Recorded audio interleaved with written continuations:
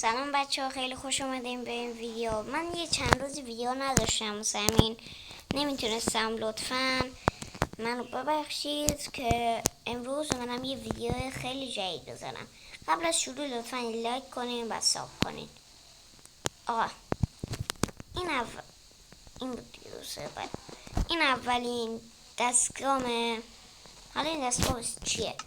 این دستگاه واسه شکنجه است که الان من میخوام ستون تست کنم. واسه یه شکنجه خیلی بده. این مرغا هستن هی میان تو خونه تون. الان مدام قشنگ قیزه تک تکتون رو میگیرم ازش. آقا بریم واسه تماشاش ببینین. نگاه کنین چه ظلمی دارم بهشون میکنم. حالا میگین باید چجوری لاوا رو خوب بگیریم. اینو میزنی، این دکمه رو میزنی، بر راحت گرفته میشه بدون سوزش. حالا میریم این بر. قبل از اینکه اینو نشون بدم بچه ها، اینو نکن شبه چی شده. همینجوری لاوا زدم، داشتم با آب میپوشوندم یه فینجی. خب حالا اینو بذاری من چیز کنم که پاشش مفتم. حالا اینو شاید بگیم خب اینم همونه دیگه، مسخره‌مو کردی ها.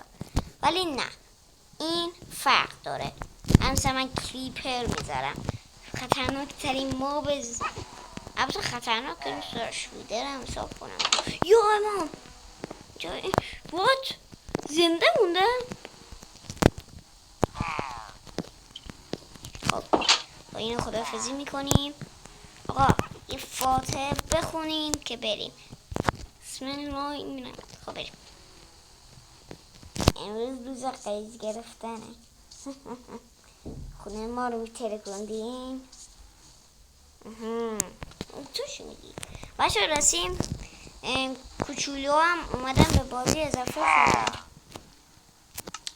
چیز بدکی هم نیست، ولی خب بعد دیگه این دستگاهشه. میتونیم مثل فیلم استیو درست کنین، فیلم ماینکرافت درست کنین.